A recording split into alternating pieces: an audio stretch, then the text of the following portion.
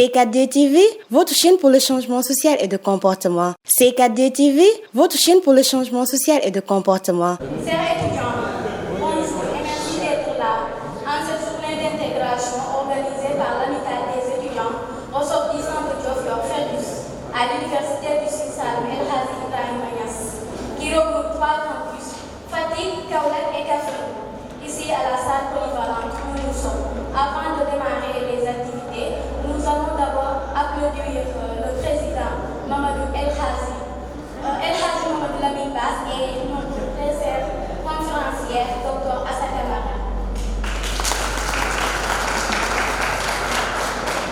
Monsieur le directeur de l'UFR des sciences sociales et environnementales du campus de Kaffrine, Madame la conférencière, chers étudiants, honorables invités, Mesdames et Messieurs, cette journée du 18 mars 2023 m'offre l'agréable occasion de prendre la parole devant cette auguste assemblée pour vous saluer avec déférence et vous souhaiter la chaleureuse bienvenue en cette journée d'intégration organisée par la Fédération des étudiants ressortissants de Diofior à l'Université du Sine-Saloum El Hadji Ibrahima Niass.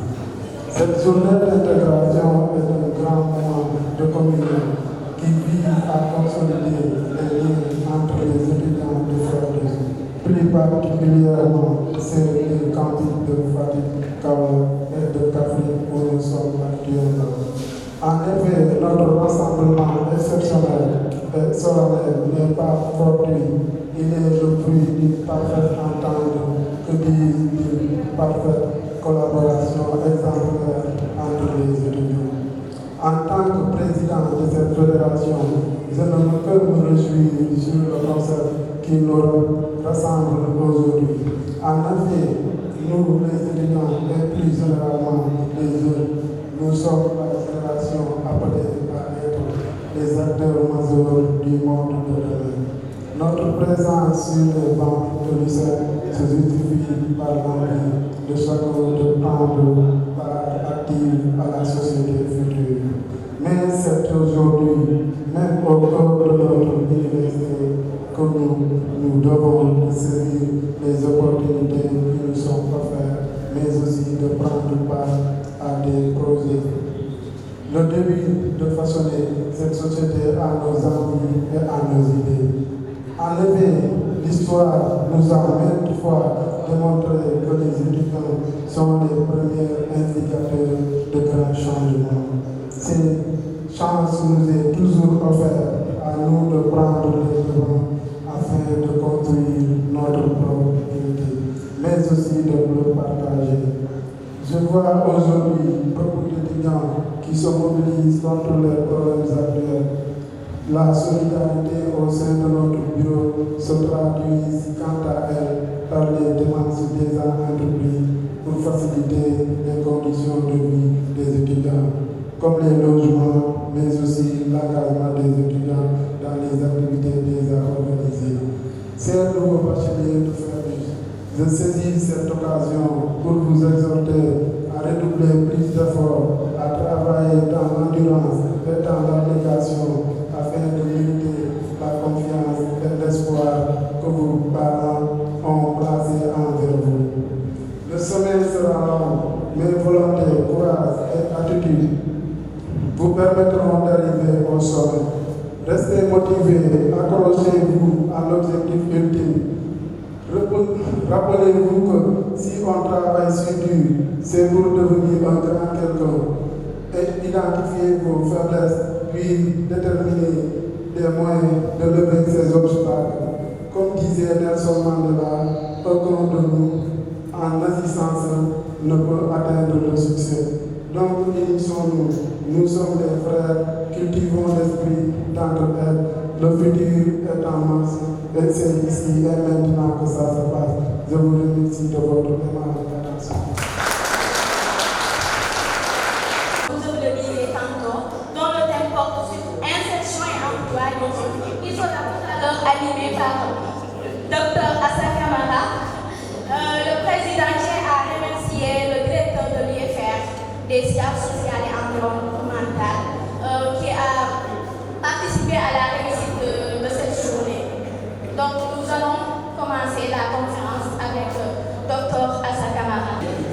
Bonjour, chers étudiants.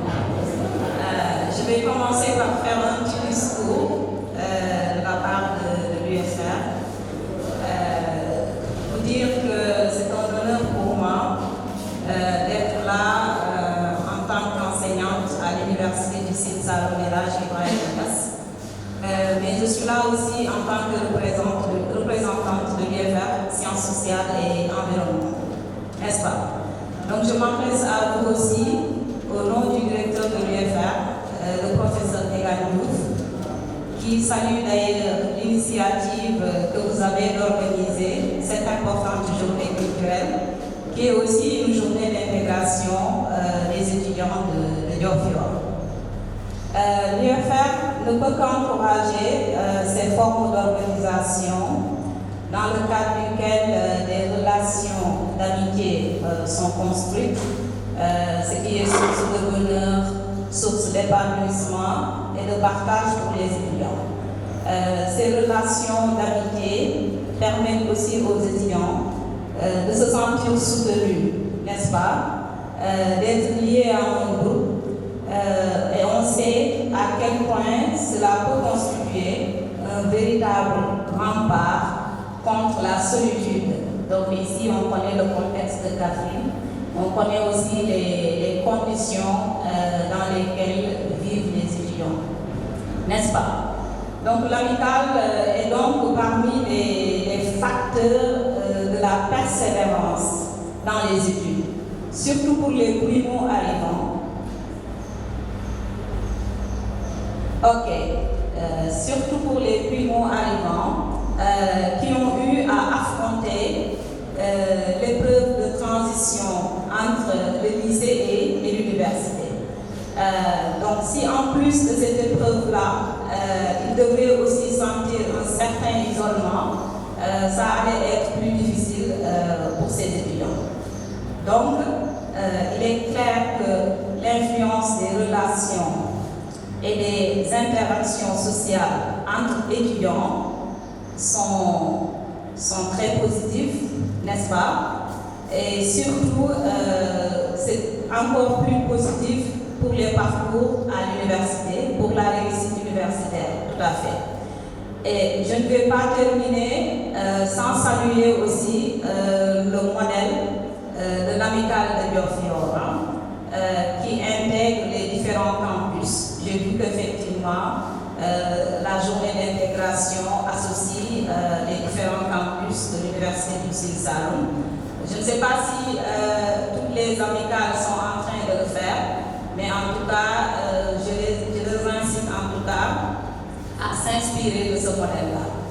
Et encore une fois, en tout cas, vous remercier pour l'invitation et vous remercier aussi d'avoir bien voulu me solliciter en tout cas pour la présentation de la conférence qui va suivre. Merci beaucoup.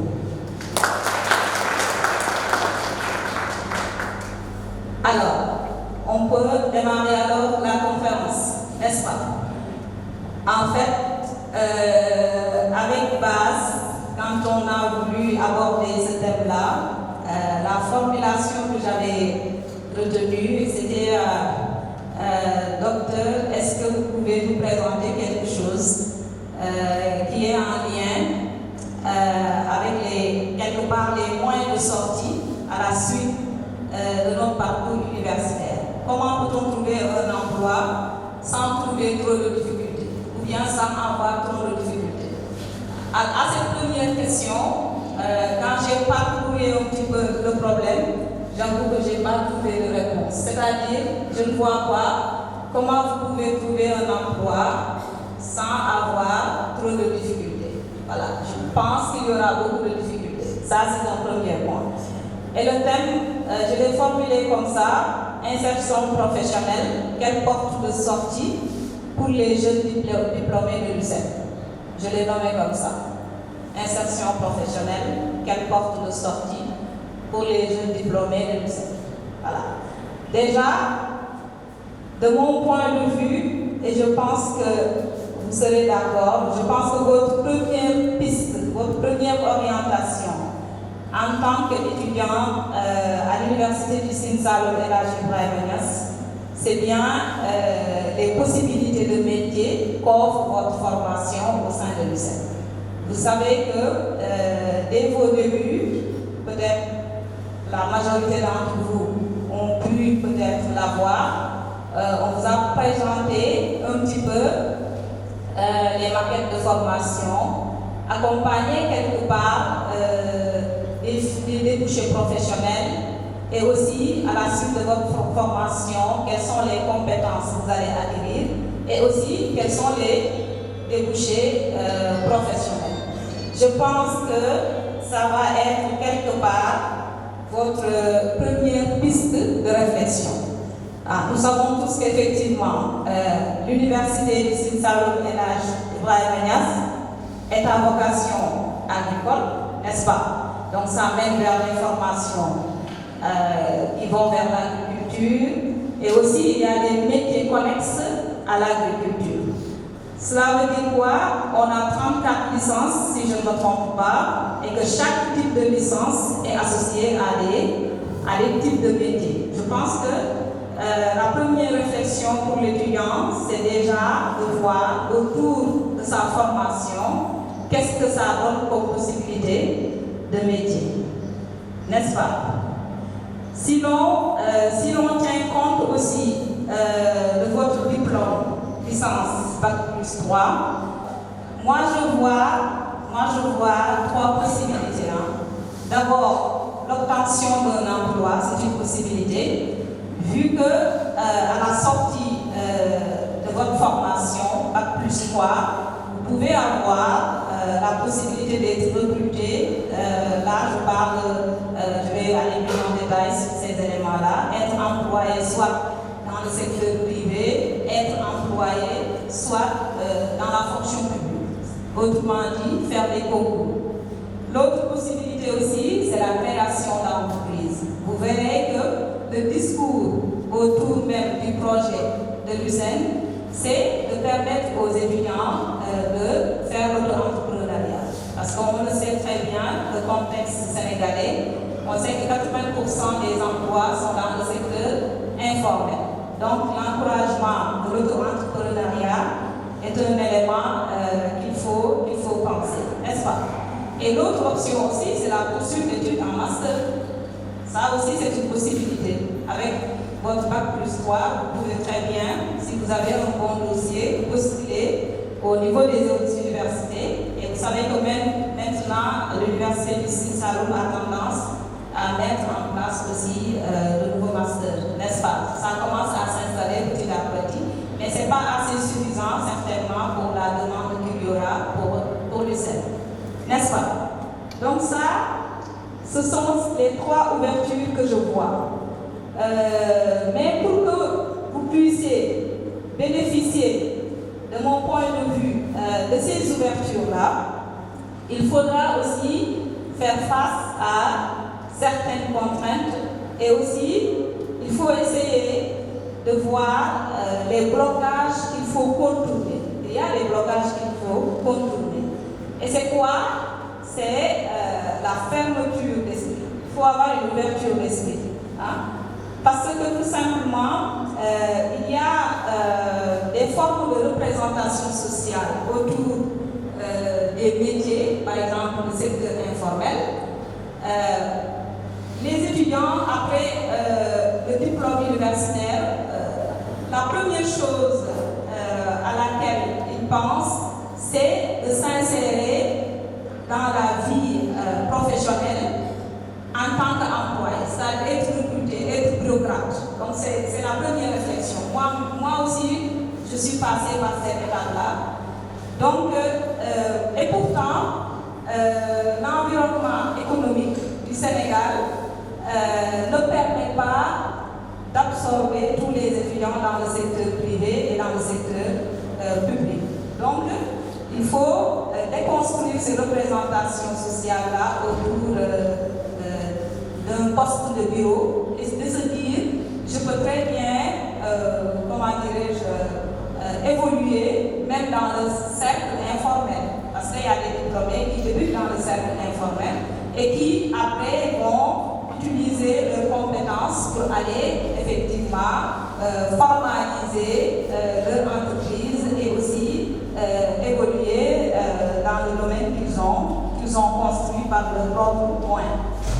Donc, il y a effectivement ce problème de perception des métiers, surtout les métiers techniques. Donc, il faut essayer d'avoir un regard beaucoup plus valorisant sur les métiers issus de la formation professionnelle, parce que l'agronomie, l'agrobusiness, la transformation des produits agricoles, tous ces aspects techniques-là, il faut commencer à penser à les valoriser, à avoir une perception plus positive de ces métiers-là, pour ensuite pouvoir penser à s'y investir. Donc, le premier point, c'est d'abord l'ouverture d'esprit, de mon point de vue. Donc, rompre avec certaines perceptions, certaines représentations sur les métiers. Ensuite, avoir confiance en soi pour oser auto-entreprendre. Parce que la solution pour régler le problème de l'emploi au Sénégal, c'est bien la création d'entreprises. Donc, vous le verrez dans les discours sur l'emploi, sur les politiques de l'emploi, c'est maintenant cela.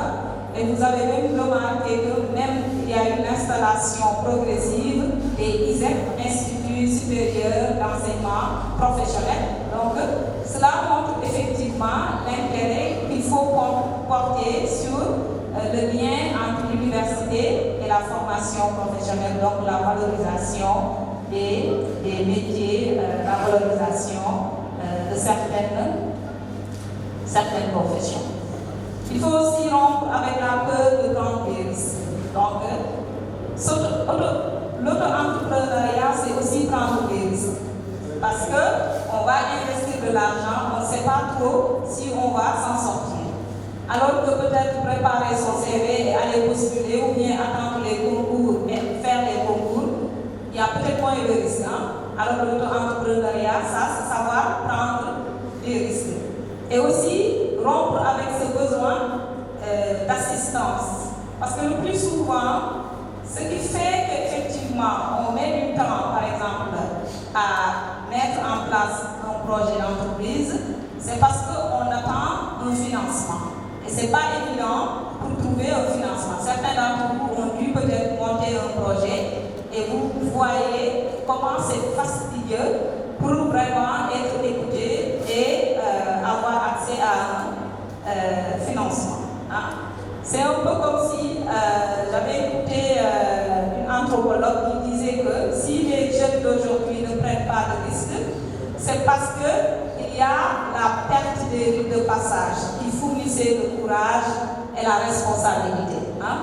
Donc cette possibilité qu'avait la jeunesse africaine de passer par les rites de passage, comme les circoncisions, avec les cérémonies qui s'ensuivent, ça donnait du courage, ça permettait aussi aux jeunes de prendre des risques. Maintenant, ce n'est plus le cas. Le plus souvent, la circoncision se fait à l'hôpital. Après, il n'y a pas vraiment une initiation, il n'y a pas de formation sur les prises de risques. Donc, c'est un point de vue qui peut se défendre, effectivement. Peut-être que la perte de ces traditions-là fait qu'aujourd'hui, on a moins tendance, en tout cas, à vouloir prendre des risques. La recherche d'emploi ou l'auto-entrepreneuriat est quelque chose de très fastidieux. Donc, il faut être concentré dans ce que l'on fait. Quand on recherche un emploi, cela demande de la concentration. On ne peut pas flâner. Il faudra rompre avec la flânerie, si je peux le dire comme ça, quand on est en période de recherche d'emploi. Donc, ne pas lâcher au bout de 2 mois. Il faut que cela soit un loisir pour toi. Aussi, il faut l'aimer. Il faut vraiment aimer ce que l'on fait. Il faut aimer même ce parcours de recherche d'emploi. Donc, à un moment donné, ça peut même devenir un loisir pour l'individu qui recherche un emploi. Alors, donc en gros, cette partie, l'idée c'est vraiment de prendre des risques et de se dire que rien n'est impossible. N'est-ce pas? Maintenant, il y a un élément qu'on n'aborde pas souvent chez nous, dans nos pays, parce que le plus souvent, c'est qu'on se dit effectivement que la chance c'est d'avoir un emploi et que ce soit l'emploi. Mais non, en réalité, ce qu'il faudrait, c'est chercher ce que l'on aime faire, mais il faut aussi aller vers du réalisme. Donc, ce qui facilite en tout cas l'accès à un emploi, ou bien une des conditions qui peut faciliter l'accès à un emploi, c'est déjà se demander qu'est-ce que je sais faire, et parmi ce que tu sais faire, qu'est-ce que tu aimes faire. Parce que la passion aussi, ça aide à la fois à encourager l'individu vers la recherche d'emploi, mais ça maintient aussi l'individu dans l'emploi qui occupe, donc la stabilité professionnelle. Donc il ne faut pas sous-estimer cet élément-là. Chercher ce que l'on aime faire, mais aussi aller vers du réalisme. C'est-à-dire, parmi ce qui est disponible d'abord, qu'est-ce que j'aime faire, ou bien parmi ce que j'aimerais faire, qu'est-ce que je pourrais faire, qu'est-ce qui est à ma portée. Se poser ce genre de questions-là. Donc, dans ce cadre-là, on sera en train de concilier ce qu'on appelle l'adaptation au territoire, c'est-à-dire voir les potentialités du territoire et aussi concilier cela avec l'amour du métier, ce que j'aime parmi ce que le territoire me permet de faire, et aussi les savoir-faire. Qu'est-ce que je sais faire, ou bien qu'est-ce que je peux améliorer pour avoir ces savoir-faire-là, n'est-ce pas? Donc, en trois éléments, ça va être choisissez les métiers que vous aimez faire, faites de votre passion votre profession, c'est-à-dire privilégier les métiers que vous aimez, sélectionnez ce que vous pouvez faire ou ce que vous pouvez améliorer, n'est-ce pas? C'est-à-dire à travers des formations. Et aussi faire un plan de carrière, c'est important. Comment m'organiser pour combler les manquements en termes de compétences, hein? Quelle porte je vais essayer d'ouvrir, quelle porte je vais toquer pour pouvoir effectivement combler les lacunes que j'ai, hein? Et il faut savoir aussi ce que l'on aime faire peut se trouver dans divers domaines, n'est-ce pas? J'avais dit qu'effectivement cela peut se trouver au niveau du secteur public, et là je veux faire référence au concours. Il faut s'informer sur la liste énorme de possibilités de concours, l'enseignement, l'école militaire, même pour les femmes, service des renseignements, administration militaire. Donc il y a énormément de possibilités de concours que l'État du Sénégal offre. Et encore plus, si vous avez votre licence Bac plus 3, ça vous donne accès, en tout cas, à des concours très valorisés dans la fonction publique. Mais il faut prendre le temps aussi de se préparer. L'idée, ce n'est pas d'aller faire des concours sans vous préparer sur le contenu de ce qui peut vous attendre comme épreuve. N'est-ce pas? Alors, parmi ce que vous aimez faire aussi, il y a ce que j'avais dit tout à l'heure, la création d'entreprises, l'auto-entrepreneuriat. On sait qu'effectivement, les secteurs publics et les entreprises privées ne peuvent pas absorber toute la demande de travail. Pourquoi? Parce que il y a tout simplement pour les jeunes une forte croissance de l'offre de main-d'œuvre diplômée, contrairement à la demande, n'est-ce pas? Il y a aussi un ralentissement des recrutements dans la fonction publique. On le sait. Si par exemple on a 100 000 diplômés par an, on sait que c'est peut-être 30% qui seront, ou bien 30% qui seront observés, qui seront absorbés par le secteur public et privé. Tout le reste part dans l'auto-entrepreneuriat, le secteur informel. Hein? Donc, et aussi on sait qu'il y a une exploitation du potentiel de création d'emplois des jeunes au niveau de l'économie informelle. Donc, certes, on encourage l'auto-entrepreneuriat, mais on sait qu'effectivement, il y a encore du travail à faire. Il y a pas mal de potentialités que, effectivement, les jeunes pourraient bénéficier en termes de création d'emplois. Maintenant, quelle que soit la voie que l'on adopte, il y a des concepts importants qui circulent. En tout cas, le concept le plus utilisé dans le contexte sénégalais, c'est l'employabilité. Vous entendez toujours parler de l'employabilité.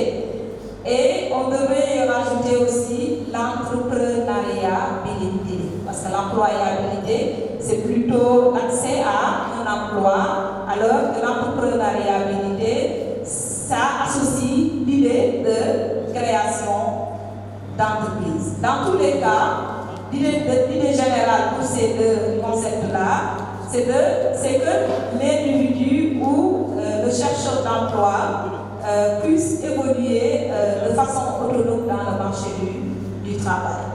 Donc, pour cela, il va falloir un renforcement de capacité, en plus même des diplômes que l'on peut avoir. Ce n'est jamais suffisant pour renforcer ses capacités.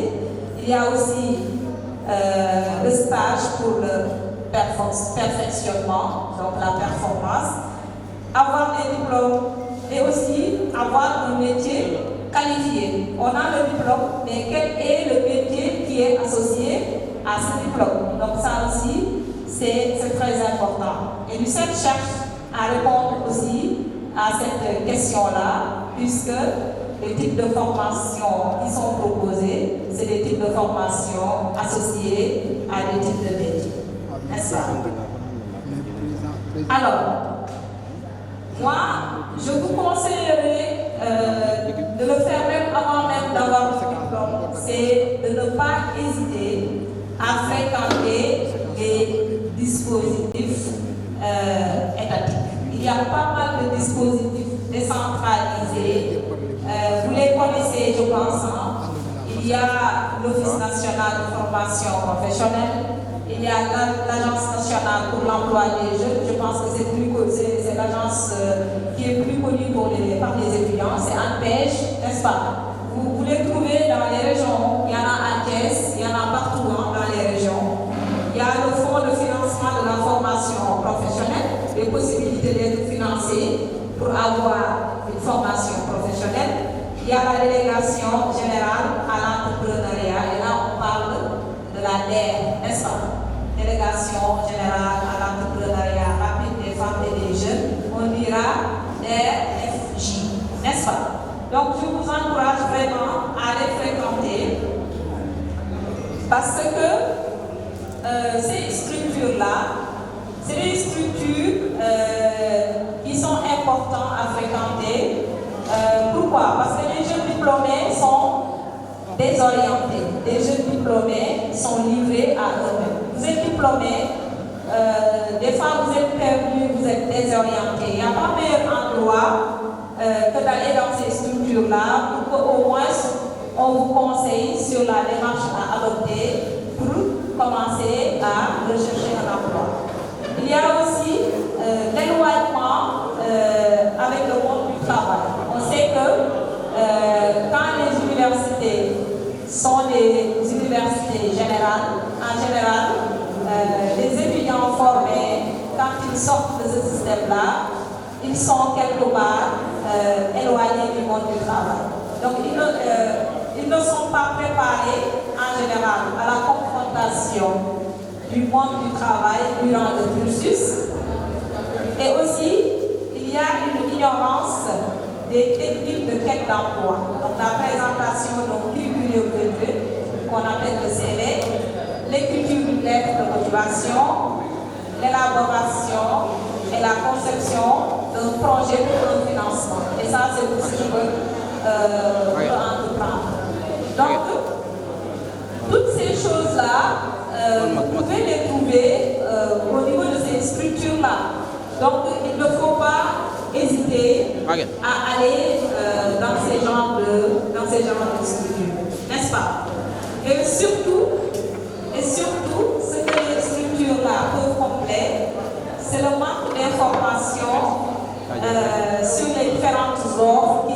présentes sur le marché. Parce qu'en général, ces structures-là peuvent être en partenariat avec certaines entreprises. Hein? Ils peuvent collaborer avec certaines entreprises en disant on va former certains jeunes sur un certain type de métier et à la suite de ces formations-là, on va les placer dans telle ou telle entreprise. Ces opportunités-là, si vous voulez en profiter, il faut vous rapprocher de ces structures-là. Hein? Donc il faut avoir aussi un regard positif sur les politiques d'emploi qui sont en train d'être menées au niveau local. Ça peut aider, n'est-ce pas? Donc ces dispositifs-là s'accordent aux opportunités territoriaux parce que cette idée de territorialisation de ces dispositifs-là, c'est pour que ces dispositifs puissent mettre en place des veilles économiques et un petit peu faire le diagnostic territorial des potentialités au niveau du territoire. Et si vous voulez les connaître, il n'y a pas meilleur endroit que d'aller les voir et aussi de demander sur les possibilités d'emploi qui s'offrent au niveau du territoire. N'est-ce pas? Donc il faut saisir les opportunités, c'est-à-dire avoir l'esprit ouvert sur les métiers intermédiaires avec des formations courtes. Vous pouvez vous en informer auprès de ces structures. Il y a des métiers manuels qui ne nécessitent pas de savoir-faire, qui s'apprend sur le tas. Vous me direz, qu'est-ce que je vais faire avec un métier manuel après un diplôme? Donc l'idée, c'est tout simplement d'être peut-être le superviseur d'un groupe de travail dans le cadre de l'auto-entrepreneuriat. C'est tout à fait possible. Coordonner un groupe de travail, cette capacité à le faire, vous pouvez le faire parce que vous avez le diplôme Bac plus 3 qui vous donne pas mal de compétences managériales, n'est-ce pas? Donc il ne faut pas sous-estimer ces métiers-là. Ça dépendra dans le domaine de la maçonnerie, coiffure, tout dépend. Je ne vous dis pas qu'il faut aller faire de la maçonnerie, non, je vous dis manager, par exemple. Je ne vous demande pas d'aller faire être coiffeuse, non. Je vous dis mettre en place un système dans lequel vous pouvez monter vos salons de coiffure avec des employés et vous manager l'équipe en question. Parce que votre diplôme peut vous le permettre. Hein? Les métiers de service, les assurances, les métiers à la commission, n'est-ce pas? Vous faites le travail pour quelqu'un, on vous donne une commission de tant de pourcentage, n'est-ce pas? Toutes ces choses-là, à ne pas sous-estimer. Les plateformes commerciales pour les étudiants de l'UCEN qui ont fait du numérique, n'est-ce pas? Plateformes commerciales, Internet. Hein? Alors, il faut surtout aussi ne pas le sous-estimer, descendre sur le terrain et confronter le monde professionnel, tout simplement. Hein? Pensez à des processus basés sur des orientations locales. Par exemple, les étudiants de Diofior peuvent très bien regarder l'environnement de Diofior, la transformation des produits, comme on est lycée et agriculture, n'est-ce pas? Donc, la transformation des produits, la diversification du secteur agricole, l'arboriculture, la culture des fruits. Il y a autant d'opportunités que l'étudiant peut trouver dans son terroir. N'est-ce pas? Alors, pour l'auto-entrepreneuriat, je vois deux démarches. Hein? Je vois deux démarches de l'entrepreneuriat. On peut partir, par exemple, d'une démarche informelle. Hein? On peut partir d'une démarche informelle. Apprendre l'entrepreneuriat à travers la pratique dans le secteur informel. C'est-à-dire, on ne parle pas avec un document, ordinateur, on ne parle pas sur des grandes idées, bureaux, voitures, hein, et tout le dispositif qui va avec. On peut très bien s'insérer dans le monde professionnel, dans le monde informel et faire un petit peu comme font nos mamans ou bien les jeunes de notre village et commencer par cela. Et ça peut permettre effectivement d'entrer facilement dans le monde professionnel et aussi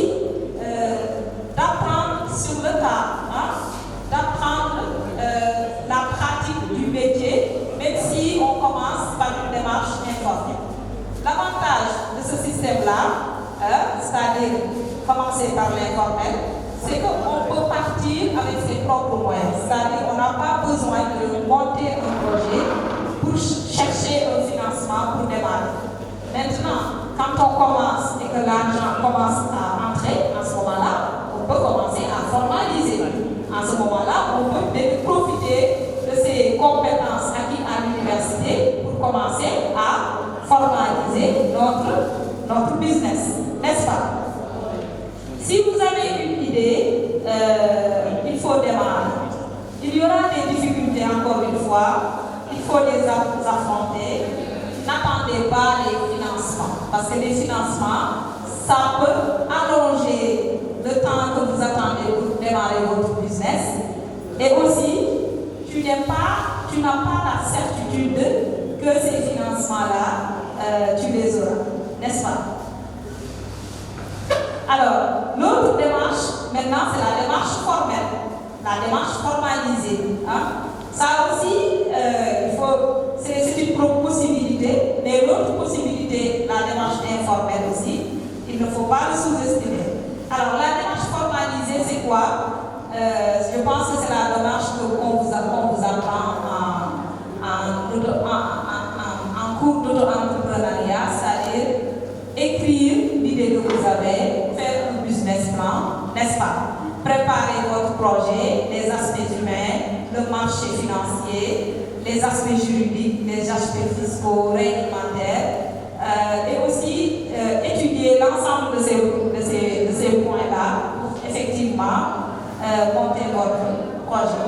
Vous devez aussi, dans tous les cas, vous informer et envisager de vous former pour comprendre et connaître les mécanismes et les outils nécessaires au montage de votre projet et aussi à la vie de votre entreprise.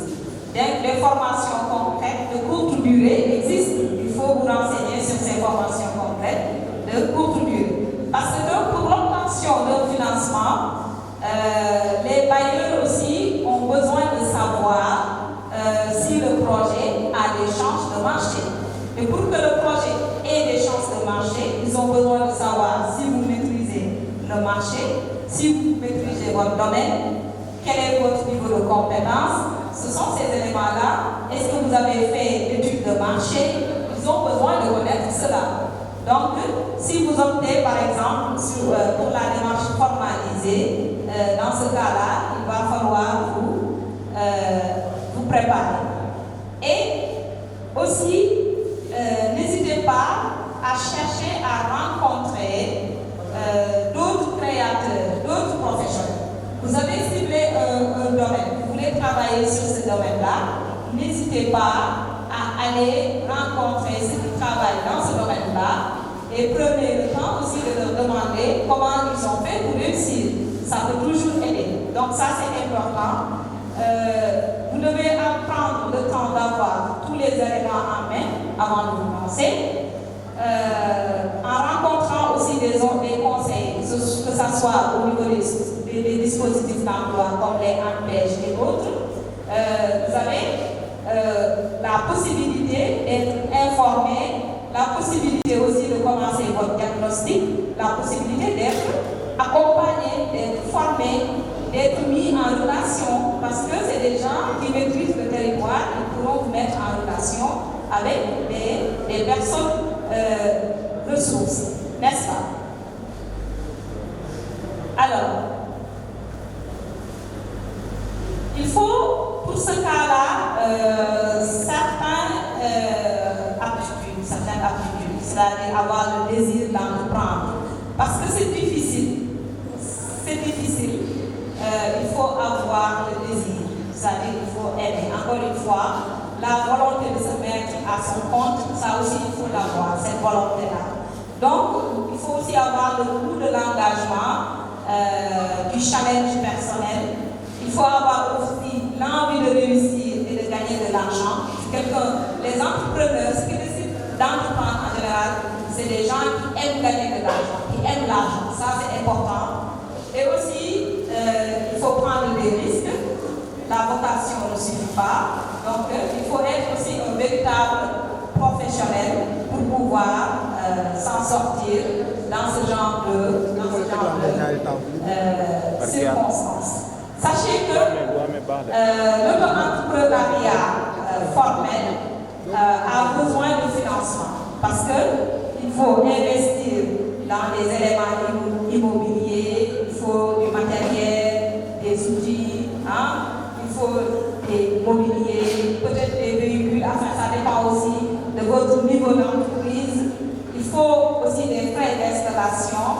Donc, tous ces éléments font qu'effectivement, vous aurez besoin de mettre en place un projet et de le présenter pour un financement.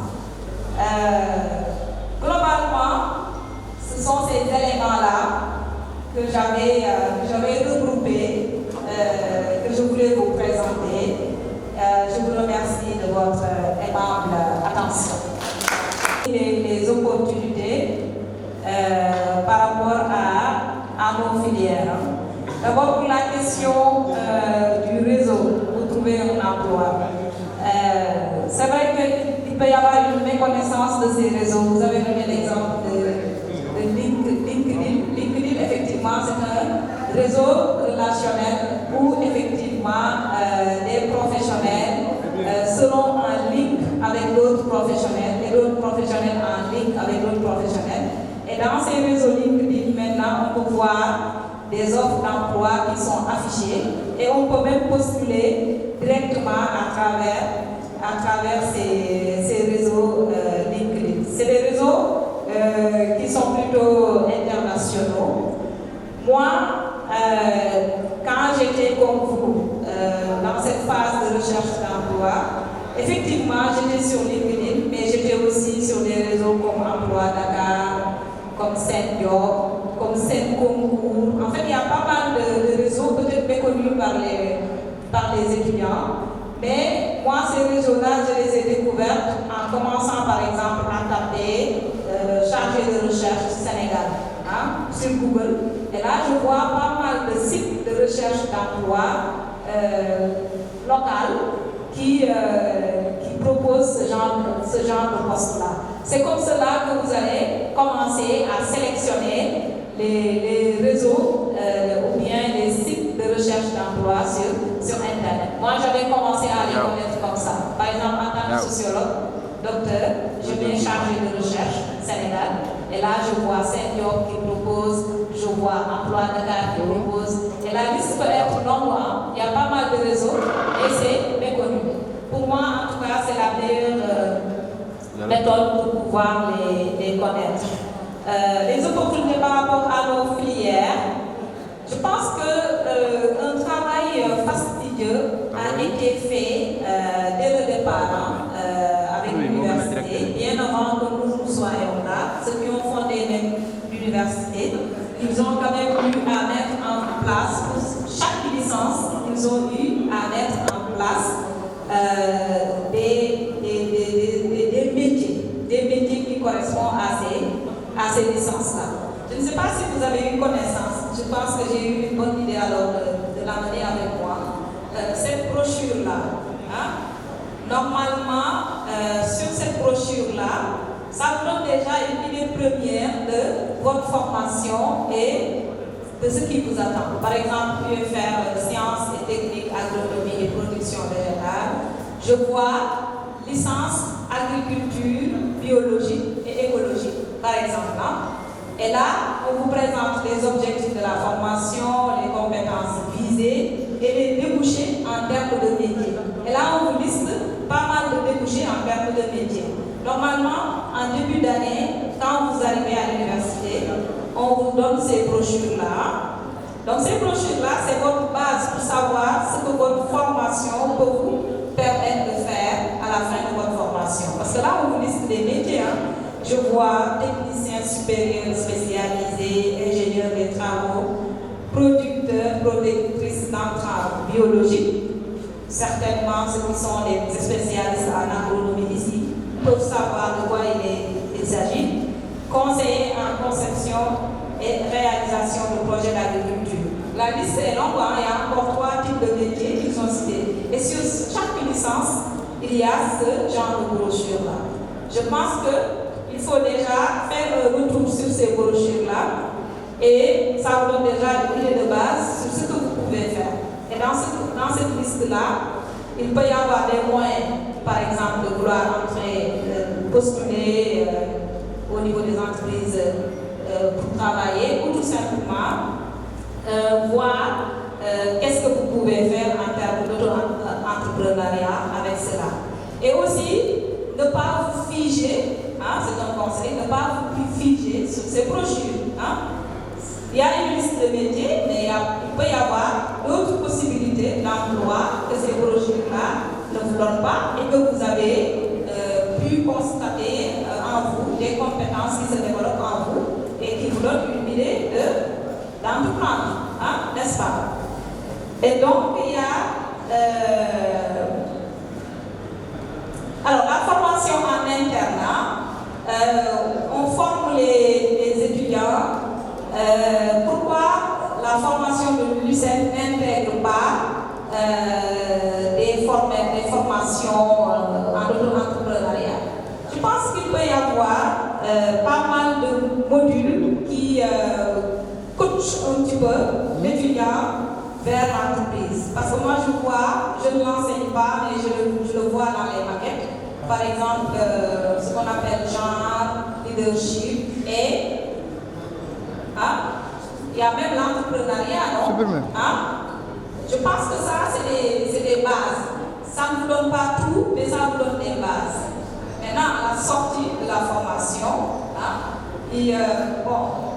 n'hésitez pas à faire ce qu'on appelle des renforcements de capacité. Même dans les pays occidentaux, parce qu'il faut savoir les dispositifs que nous avons ici, c'est des imitations. Le dispositif ANBEJ, la mission locale pour les jeunes. Maintenant, on parle de pôle emploi qui englobe tout ça. Si vous allez en France, vous allez voir pôle emploi, il y a ce qu'on appelle mission locale pour les jeunes. Quelque part, c'est des modèles qu'on a copiés pour vous dire que même pour ces pays-là, ils ont besoin de renforcement de capacité quelque part pour permettre aux étudiants et aussi aux jeunes de banlieue de s'insérer. Donc si ces pays-là ont besoin de le faire, c'est parce qu'ils ont compris qu'effectivement l'université ne donne pas tout. Même si c'est des formations professionnalisantes, l'université ne donne pas tout. Si l'individu s'est fixé sur un projet spécifique, cet individu-là a toujours besoin de combler ses lacunes via des compétences qu'il va devoir chercher ailleurs que la formation à l'université ne lui a pas donné. Ça ne veut pas dire que la formation que vous avez est insuffisante. C'est juste qu'il y a certaines réalités que vous confrontez sur le marché du travail. Ces réalités-là n'ont pas forcément pris en compte par les universités. Et c'est le rôle de ces dispositifs d'ailleurs mis en place en termes de renforcement de capacité, en termes de formation de courte durée, des fois. Ça peut être juste se former sur un logiciel pour vous permettre de monter votre entreprise. Ça peut être une formation manuelle sur un élément, une formation sur les aspects financiers, enfin, ça peut englober pas mal de choses. Qu'est-ce qui décourage les jeunes pour les projets? Ce qui peut décourager les jeunes pour les projets, bon, je ne sais pas trop comment répondre parce que chaque expérience est particulière. Ça aurait pu être bien d'interroger peut-être les jeunes et voir un petit peu qu'est-ce qui vous a découragé quand vous avez mis en place votre projet. Mais en tout cas, ce qui fait que les jeunes lâchent, ça peut être aussi le fait qu'on n'arrive pas à trouver sa voie. Ça peut arriver. On veut faire quelque chose, des fois on ne sait pas comment le faire, on ne sait pas où aller pour le faire. Des fois ça peut décourager les jeunes. Et aussi, ça peut être aussi un état d'esprit. Parce que je vous disais qu'il faut avoir une certaine ouverture et de ne pas se dire que je ne vais travailler ou bien je ne vais mettre en place un projet, le concrétiser que si j'ai un financement. Alors qu'il y a des gens qui démarrent dans le secteur informel, étant même des diplômés, qui démarrent avec un montant minimum qu'ils ont pris de leur propre poche ou que leurs parents leur ont donné et qui ont pu démarrer dans le secteur informel. Et avec le temps, ils ont pu profiter ou bien bénéficier, ou bien, comment dirais-je, profiter même de leur parcours universitaire, de ce qu'ils ont appris à l'université pour finalement formaliser le projet qui a démarré dans un cadre informel. C'est ce que je vous disais tout à l'heure, qu'il y a pas mal de moyens pour auto-entreprendre. Parce que nous, le modèle que nous avons importé, c'était de faire un projet en passant par des business plans, en passant par un document bien formalisé, alors que nos réalités, on va dire sénégalaises, c'est des réalités plutôt informelles. Hein. Le secteur informel absorbe la majorité des activités économiques du pays. Donc, pourquoi ne pas s'adapter à ce milieu informel-là et commencer par une activité mais tout à fait informelle.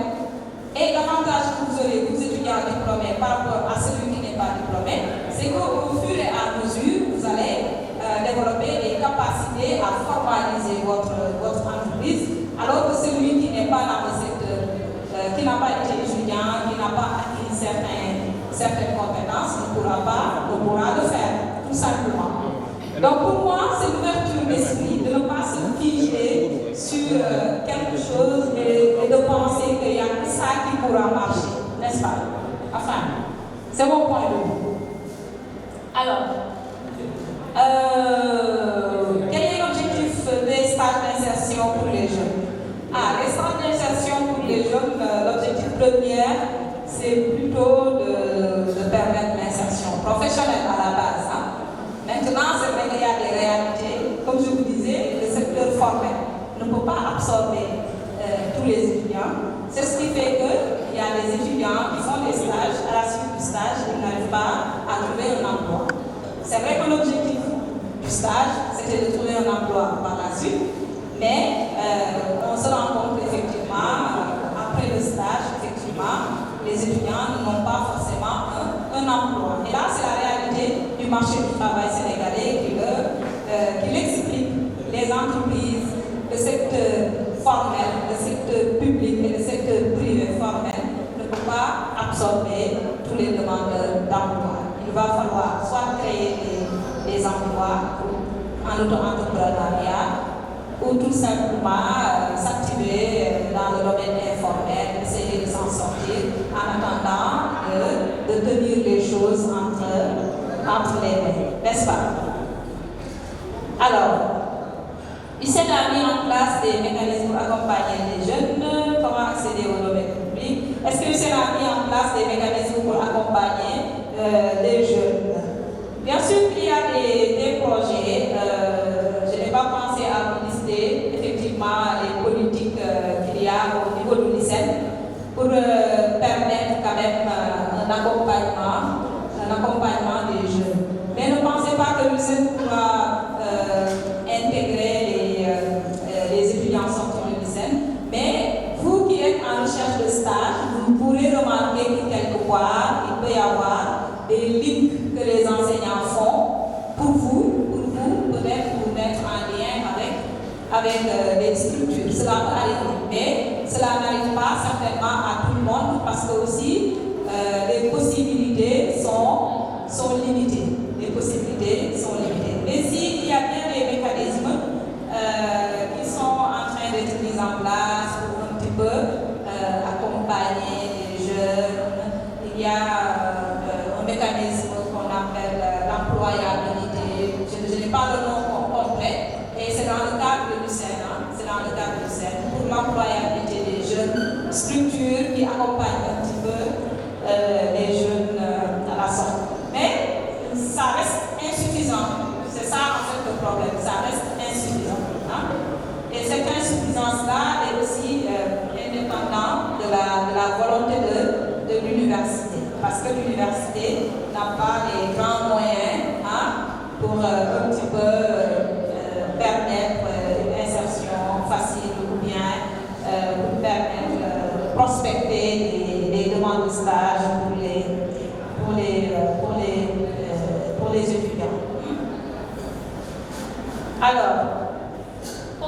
accéder au domaine public. Bon, il y a les deux moyens que j'ai cités. Soit vous postulez, vous êtes contractuel, soit vous passez par les concours. Si vous me dites que je n'ai pas de bras longs, ou bien quelqu'un qui pourra m'aider pour accéder au domaine public, comment il faudra faire? Bon, cette réalité-là, malheureusement, ça existe. Pour les contractuels, c'est vrai que ça peut être quelque chose comme de bouche à oreille, un réseau relationnel. Quelqu'un qui connaît quelqu'un qui va te mettre pour un emploi. Mais c'est vrai que dans ce cas-là, pour le domaine public, il va falloir miser sur les concours. Et les concours, ça marche. Les concours, ça marche.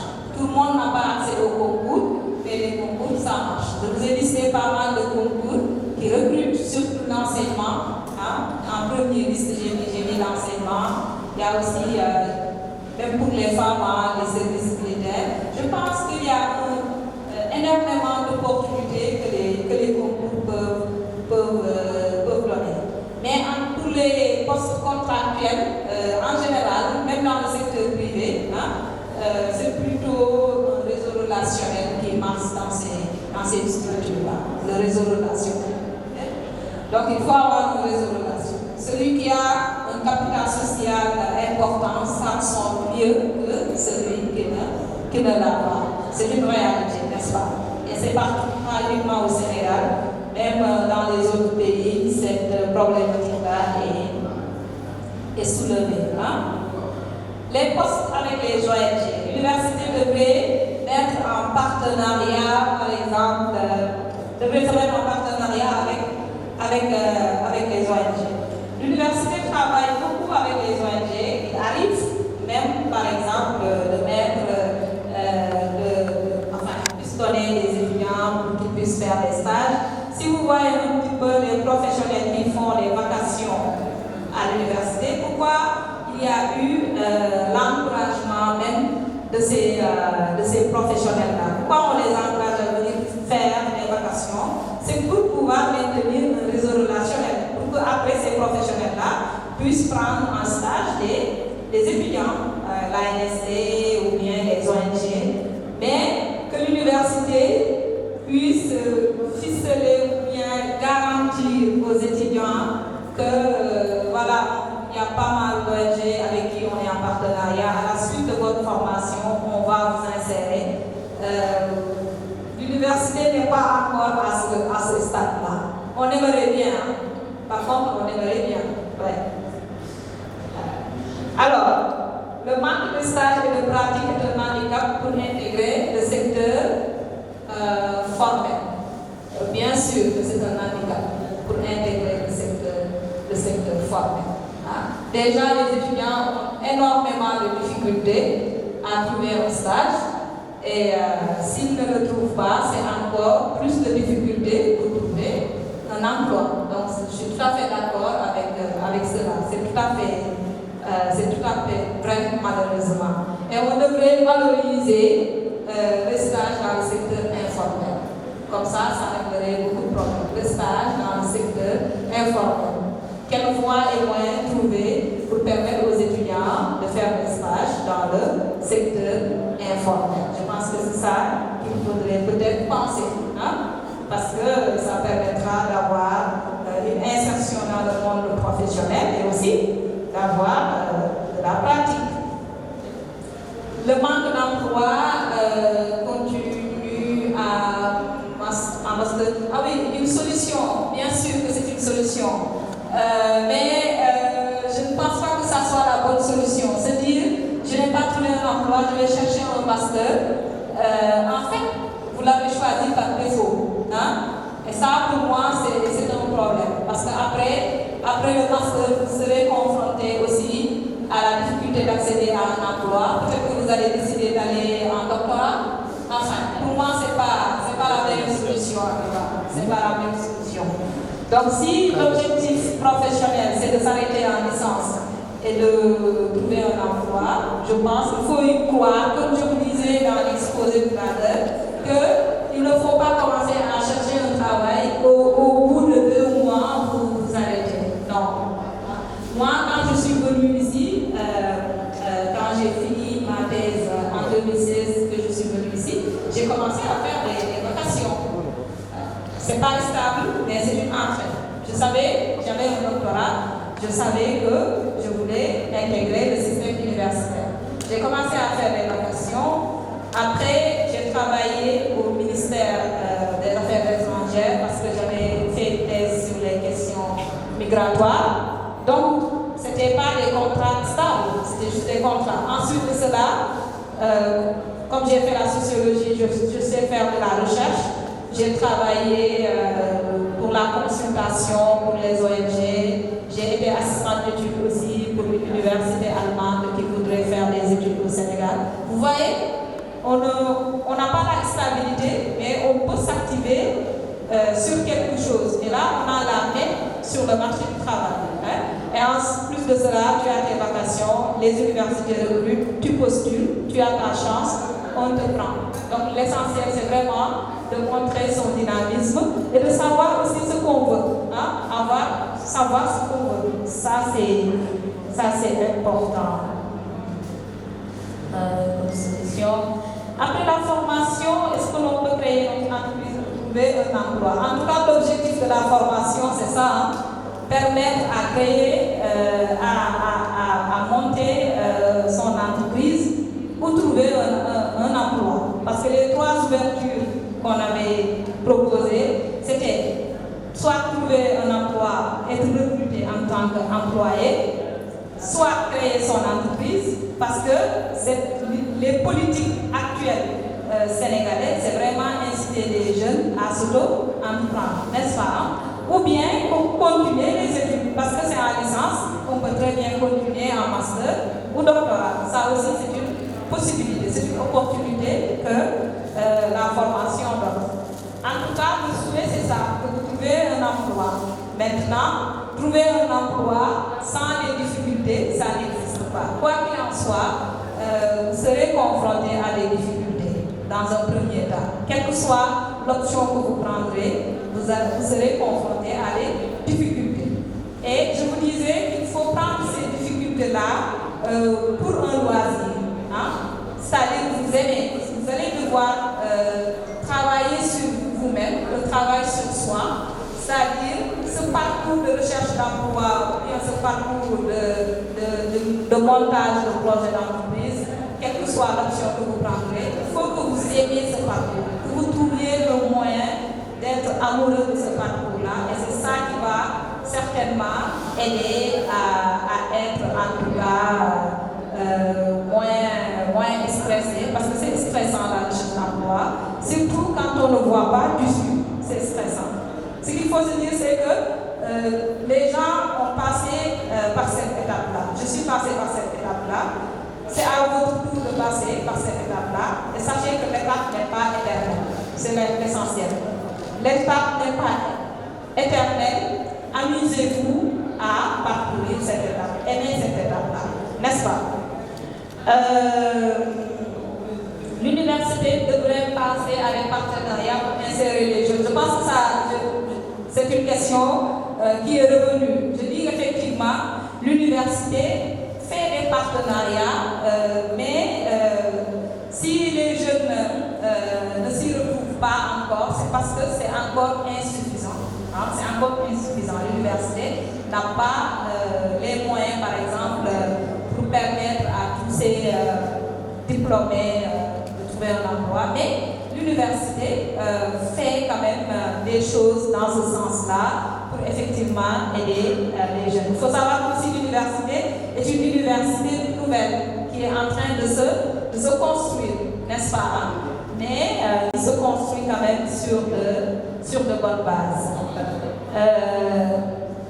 Le phénomène décourageant, se former et ne pas trouver un emploi. Donc, c'était la dernière question, il me semble. Effectivement, ce phénomène est décourageant, mais je vais reformuler, je dirais se former et ne pas trouver un emploi pour l'instant. Pour l'instant. Hein?